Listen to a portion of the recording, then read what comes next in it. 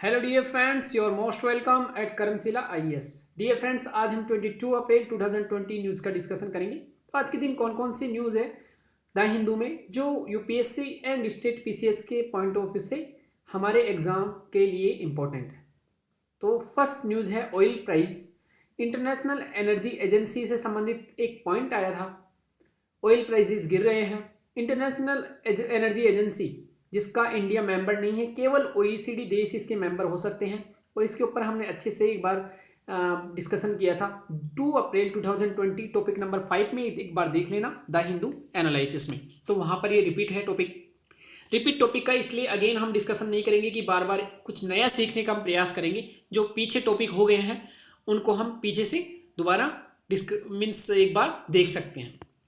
Second topic है physical empowerment of states. अब हम आज इस एडिटोरियल के द्वारा ये भी देखेंगे कि कैसे हम पीछे जो न्यूज़ पढ़े हैं वो कैसे इंपॉर्टेंट है। द हिंदू के पेज नंबर 6 पर ये न्यूज़ आप डिस्कशन करेंगे। थर्ड रहेगी Sagar vision, Indian ocean commission, targeted long term repo operation, priority sector lending, NBFC, इन ये सभी यूपीएससी में पूछे भी जा चुके हैं। एक क्वेश्चन देखेंगे यूपीएससी के। अब लेट्स स्टार्ट फ्रॉम कहां पर एडिटोरियल 6। तो यहाँ पर नॉन एसेंशियल कैन वेट, तो यहाँ पर ई कॉमर्स की संबंधित बात की गई है, तो ये हमारे काम का नहीं है। The key strategy in physical empowerment of states, ये एडिटोरियल हम अच्छे से डिस्कशन करेंगे। सीरिया इदलिब वार, सीरिया में जो सिविल वार चल रहा है, गृह युद्ध चल रहा है, तो सीरिया तुर्की एक साथ हैं। उसके बाद यूएसए का अलग से बना हुआ है, यूएसए रसिया अलग से इसमें फाइट कर रहे हैं। मीन्स रसिया का साथ वहाँ के प्रेजेंट गवर्नमेंट के साथ है, जबकि जो यूएसए है वो अलग से लड़ रहा है। फ्यूचर शॉक, ये इंटरनेशनल एनर्जी एजेंसी, यहाँ पर stay fall in oil prices. हाँ, यहाँ से थोड़ा सा याद रखना, तो यहाँ से केवल इंटरनेशनल एनर्जी एजेंसी के बारे में हम डिस्कशन करेंगे। सीरिया इदलिब कहाँ है, मिलाने के लिए यूपीएससी दे सकता है, उससे ज़्यादा ध्यान रखने की जरूरत नहीं है। पुटिंग द सागर विजन, ये इंपॉर्टेंट एक टॉपिक है, यहां से हम देखेंगे। इंडियन ओशियन कमीशन क्या है, रेगुलेटर यहां पर RBI, targeted long term repo operation and NUFC, ये दोनों हम देखेंगे क्या नया चेंज हुआ है, क्योंकि ये बहुत इंपॉर्टेंट है। ये टॉपिक सभी हमारे एग्जाम के पॉइंट ऑफ व्यू इंपॉर्टेंट है। उसके बाद ज़्यादा अगर आपको लगता है कि और कोई टॉपिक इंपॉर्टेंट है, आपको मन करता है, तो आप पढ़ सकते हो। सेकेंड टॉपिक है physical empowerment of state, the Hindu के पेज नंबर 6। अब यहां पर एक वर्ड आता है स्टिमुलस। आपको अगर वर्ड्स आते हैं तो हम एडिटोरियल को समझने में हमारे लिए क्या हो जाता है, इजी। स्टिमुलस का मतलब क्या होता है कि जब कभी भी हमारा इकोनॉमिक ग्रोथ कम होता है या इकोनॉमी का जीडीपी का ग्रोथ कम हो जाता है, इकोनॉमिक क्राइसिस चल रही होती है, तो government monetary policy and physical policy, RBI के द्वारा मॉनेटरी पॉलिसी लागू की जाती है, जबकि सरकार के द्वारा फिजिकल पॉलिसी लागू की जाती है। इन दोनों को मिलाकर हमारी जो जीडीपी है उसको कैसे बढ़ाया जाए, उसी को बोलते हैं फिजिकल स्टिमुलस। तो आरबीआई क्या करते हैं, अपनी ब्याज दरें कम कर देती है, जैसे रेपो रेट। लिक्विडिटी बढ़ाने के लिए मार्केट में, मीन्स पैसा इकोनॉमिक में जो फ्लो है मनी का, वो बढ़ाने के लिए targeted long term repo operation start किया है। रेपो दरों में कम किया है, 4.4% पे ला दिया है। रिवर्स रेपो रेट ये 3.75 कर दिया है आरबीआई ने। रेपो रेट क्या होती है, जिस पर बैंक्स को आरबीआई लोन दे, मीन्स ब्याज, वह ब्याज दर जिस पर आरबीआई बैंक्स को उधार देती है। और रिवर्स रेपो रेट क्या होती है, जब बैंक्स के पास ज़्यादा पैसा आ जाता है तो वो आरबीआई के पास रख देती है और आरबीआई खुद क्या करती है, इंटरेस्ट पे करती है बैंक्स को। Targeted long term repo operation हम लास्ट में देखेंगे। फिजिकल पॉलिसी क्या होती है, जिसमें गवर्नमेंट टैक्स को कम कर देती है ताकि लोगों के पास ज़्यादा हाथ में पैसा जाए। खर्चा बढ़ा देती है, जैसे प्रधानमंत्री गरीब कल्याण योजना। फिजिकल डेफिसिट, राजकोषीय घाटा, खर्चा ज़्यादा होता है यहाँ आय से, तो इसको बोलते हैं राजकोषीय घाटा। 6 अप्रैल 2020 टॉपिक नंबर 2, इसको हमने डिस्कशन किया है 6 अप्रैल को। सॉरी, स्टेट्स, कोरोना वायरस को लेकर कहा गया कि स्टेट्स ने endemic disease act 1897, sorry, physical deficit, राजकोषीय घाटा, खर्च यहां ज्यादा हो जाता है गवर्नमेंट का आय से। हमने इसके ऊपर बहुत अच्छे से डिस्कशन किया था 6 अप्रैल 2020 topic number 2 the Hindu analysis. तो एक बार वहां से आप इसको अपना कॉन्सेप्ट क्लियर कर लेना। अब कोरोना वायरस को लेकर स्टेट्स ने एपिडेमिक डिजीज एक्ट 1897, सेंटर ने डिजास्टर मैनेजमेंट एक्ट 2005 इसके तहत कार्रवाई की थी। जो हमको याद रखना है, कौन करंट लिस्ट समवर्ती सूचियां। समवर्ती सूची ऑस्ट्रेलिया के संविधान से ली गई थी। ऑस्ट्रेलिया के संविधान से और संयुक्त बैठक का जो प्रावधान है इंडिया में, वो भी वहीं से लिया गया था। समवर्ती सूची में कहा गया कि prevention of extension from one state to another of infectious और कंटेजियस डिजीज और pest affecting man, animal and plants. अगर इन तीनों में से किसी को भी ऐसा होता है और एक स्टेट से दूसरे स्टेट में अगर इस प्रसार को रोकना है, तो इन दोनों के तहत कार्रवाई की जा सकती है और समवर्ती सूची के तहत स्टेट और सेंटर दोनों लॉ बना सकते हैं। सूचियां तीन होती है। संघ सूची, जिस पर सेंटर लॉ बनाता है। स्टेट सूची या राज्य सूची, उस पर स्टेट लॉ बना सकता है। समवर्ती सूची में राज्य और केंद्र दोनों लॉ बना सकते हैं। लेकिन अगर समवर्ती सूची के किसी प्रावधान में दोनों में अगर लड़ाई हो जाती है, तो स्टेट के लॉ की जगह राज्य केंद्र के लॉ को प्रायोरिटी दी जाएगी। रेजिडुअल पावर वो हमेशा केंद्र के पास रहती है।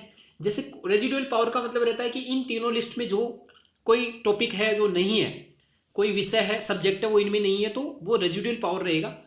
और रेजिडुअल पावर जो है वो कोई नई चीज़ें आती रहती है। जैसे हम देखते हैं रोबोटिक्स, कोई नया सब्जेक्ट आ गया या आर्टिफिशियल इंटेलिजेंस आ गया, इन पर सेंट्रल गवर्नमेंट लॉ बनाएगी।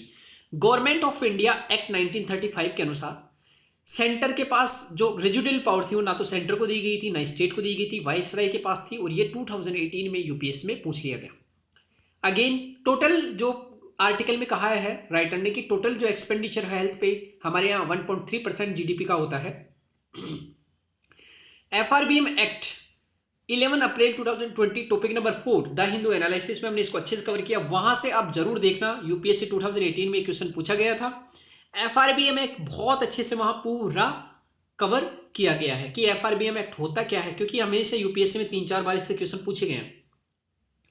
स्टेट्स के लिए उधार की लिमिट इसके अनुसार FRBM physical responsibility and budget management act के अनुसार स्टेट्स मार्केट से कितना उधार ले सकते हैं, उनकी जो ग्रोस डोमेस्टिक प्रोडक्ट है, ग्रोस स्टेट डोमेस्टिक प्रोडक्ट, उसका 3% वो ले सकते हैं। मीन्स हर स्टेट के लिए अलग अलग ग्रोस डोमेस्टिक प्रोडक्ट है, तो उसके अनुसार जितना उनका होगा उसके अनुसार 3% वो ले सकते हैं मार्केट से उधार।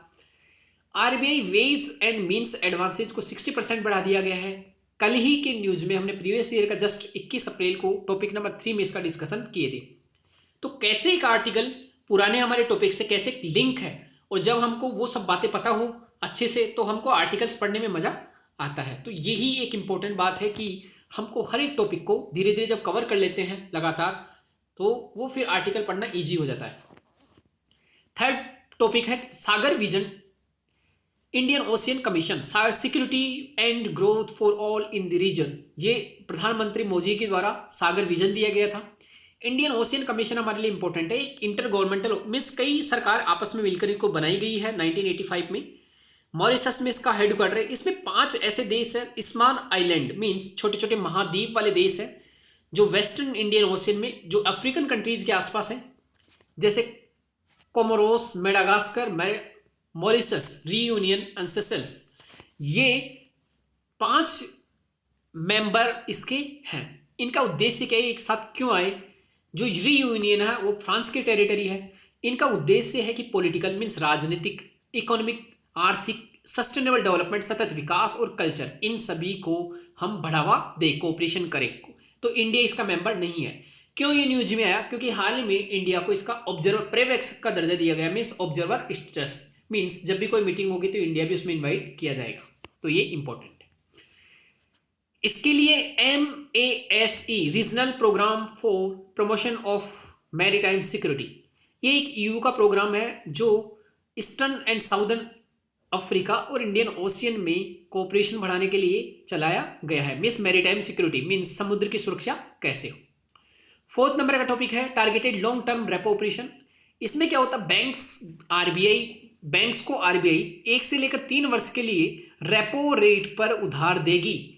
इसको ही कह रहे हैं हम क्या, लॉन्ग टर्म रेपो ऑपरेशन। और टारगेटेड क्यों बोल रहे हैं कि जो पैसा बैंक इसके तहत लेगी उस पैसे को NBFC को देगी कौन, बैंक्स।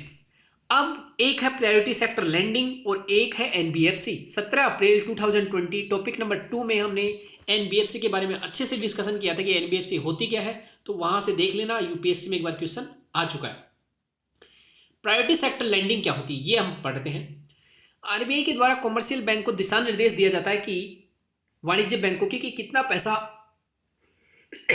सॉरी कितना पैसा आप टोटल जितना आप लोन दे रहे हो उसका 40% आपको पर्टिकुलर इन सेक्टर को देना ही पड़ेगा। वो क्षेत्र कौन कौन से? कृषि, एमएसएमई, कृषि को इस 40% का 18% जाएगा। एमएसएमई जो लघु उद्योग है, एजुकेशन, हाउसिंग, एक्सपोर्ट, उसके बाद वीकर सेक्शन जो गरीब लोग हैं, रिन्यूएबल एनर्जी, नवीकरण ऊर्जा, इन सभी क्षेत्रों में आपको 40% पैसा देना ही पड़ेगा। अगर कोई बैंक 40% वाला कोटा पूरा नहीं कर सका है, जब मान लो किसी बैंक ने केवल 38% दिया या 35% दिया और किसी बैंक ने प्रायोरिटी सेक्टर लैंड को 60% दे दिया, तो जो 60% बैंक है, जो 60% किसी बैंक ने दिया है, तो जो 40 के बाद जो 20% एक्स्ट्रा दिया है उसके लिए उस बैंक को सर्टिफिकेट मिलेगा और उस सर्टिफिकेट को किसी अन्य बैंक को बेच सकता है जिन्होंने इस प्रायोरिटी सेक्टर लैंडिंग के तहत कम पैसा उधार दिया है।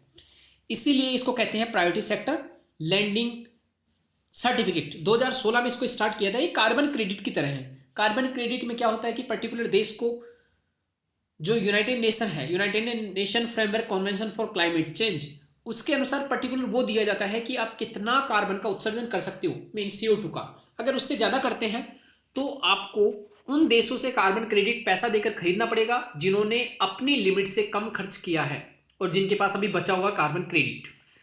ये प्रायोरिटी सेक्टर लैंडिंग वाणिज्यिक बैंकों के लिए है। और आरबीआई का इलेक्ट्रॉनिक प्लेटफॉर्म जिसको बोलते हैं ई कुबेर, उसके द्वारा प्रायोरिटी सेक्टर लैंडिंग का लेन देन किया जाता है। अब हम यूपीएससी 2013 का एक क्वेश्चन देखते हैं।